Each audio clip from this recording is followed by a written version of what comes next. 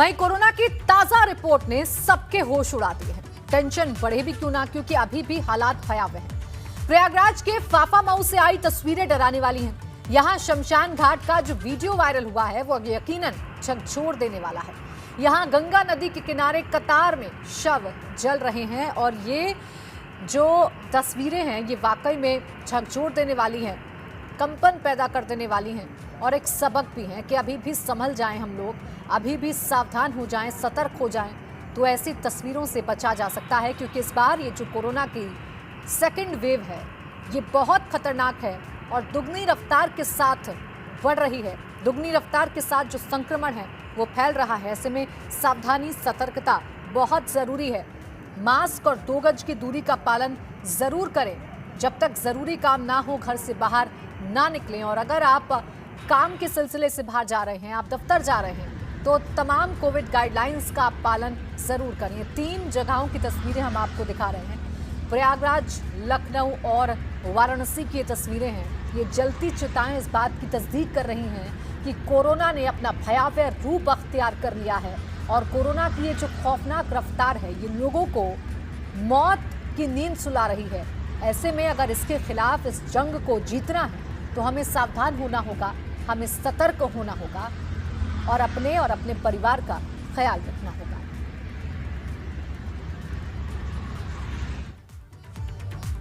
हालात कितने बिगड़ते जा रहे हैं इसकी बानगी हर शहर में दिख रही है। अब आपको गाजियाबाद के हिंडन मोक्षधाम की भी रिपोर्ट दिखाते हैं, जहां शवों की लाइन लगी है और टोकन लेकर लंबे इंतजार के बाद अंतिम संस्कार किया जा रहा है।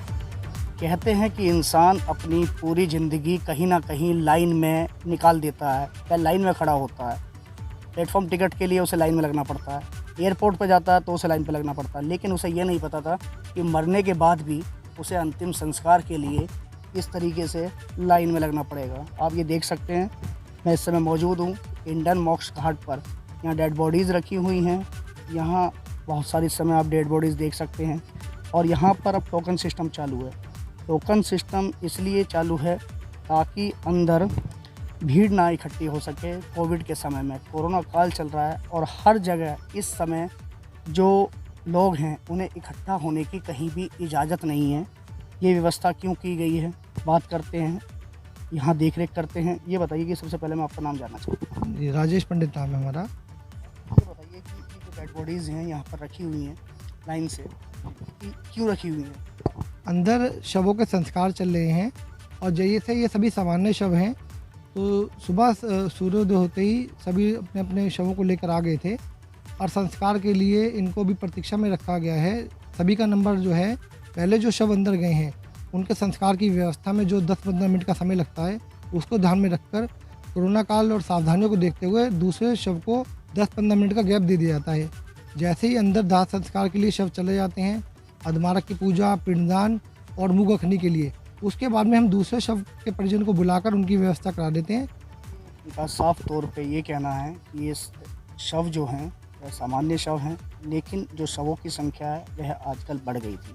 किसी ने नहीं सोचा था कि इस तरीके से, जिस तरीके से ये आप लाइन देख रहे हैं शवों की, कि शवों को भी अपनी बारी का इंतज़ार करना होगा अंदर दाह संस्कार के लिए।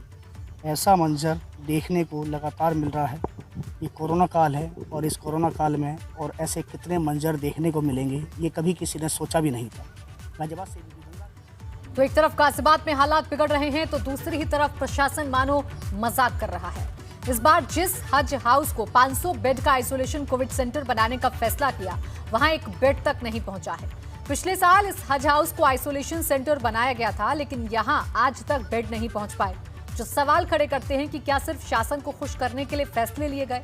लखनऊ में बैठे अफसरों को खुश करने के लिए सिर्फ हवाई दावे किए गए। इस समय मौजूद हैं गाजियाबाद के हज हाउस पे।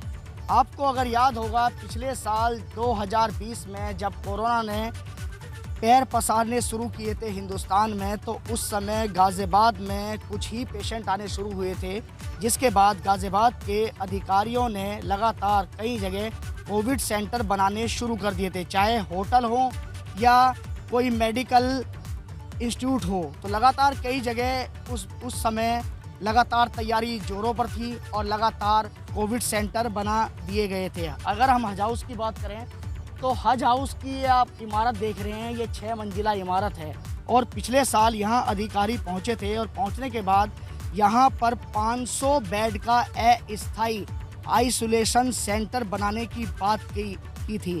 अगर हम ग्राउंड जीरो की बात करें तो यहाँ पर कोई भी बेड कोविड के नाम पर नहीं आया। उस समय खूब सुर्खियाँ बटोरी गई थी और ये कहा गया था कि जो हज हाउस है, हज हाउस को 500 बेड का अस्थायी कोविड सेंटर बना दिया गया है। लेकिन यहाँ की जो तस्वीरें हैं वो हम आपको दिखा रहे हैं, सब खाली पड़ा है।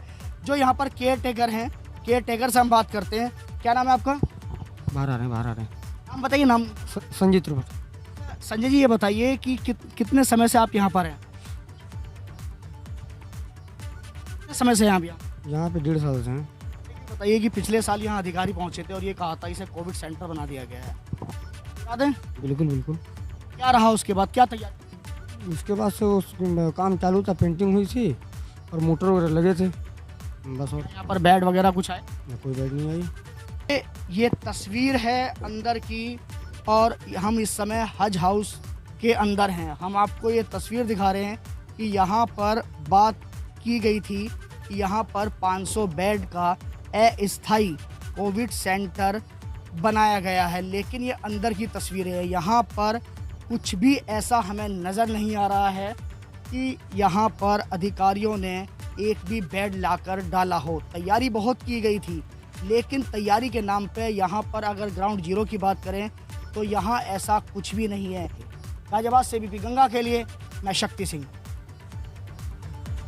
तो कोरोना के बढ़ते प्रकोप के बीच लोगों की परेशानियां कम होने का नाम नहीं ले रही। कानपुर के कल्याणपुर स्थित SIS हॉस्पिटल की बड़ी लापरवाही सामने आई है।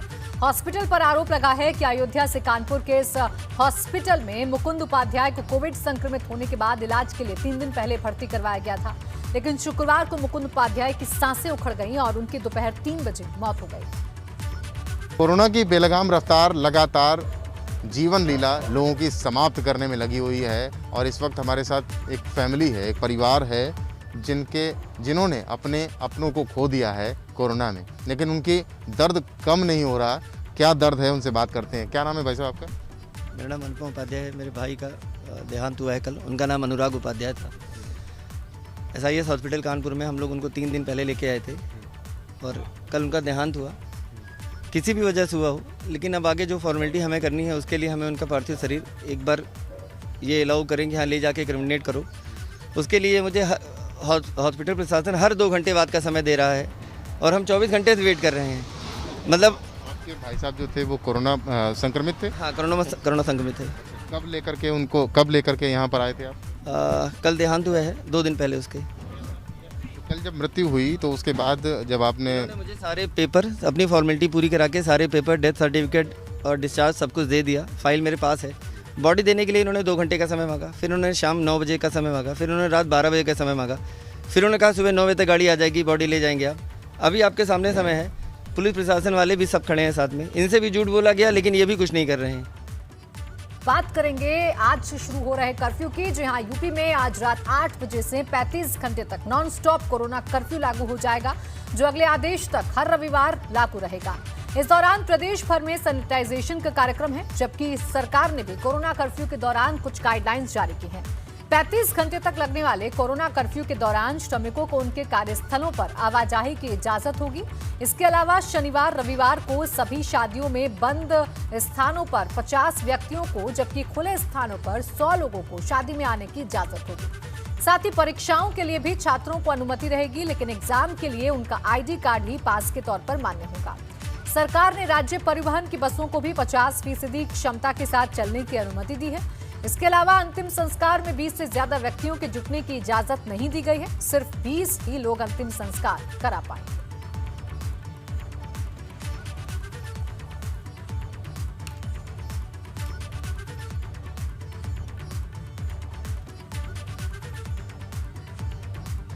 और कोविड संक्रमण के बढ़ते मामलों के बीच यूपी की योगी सरकार ने एक बार फिर बड़ा फैसला लिया है।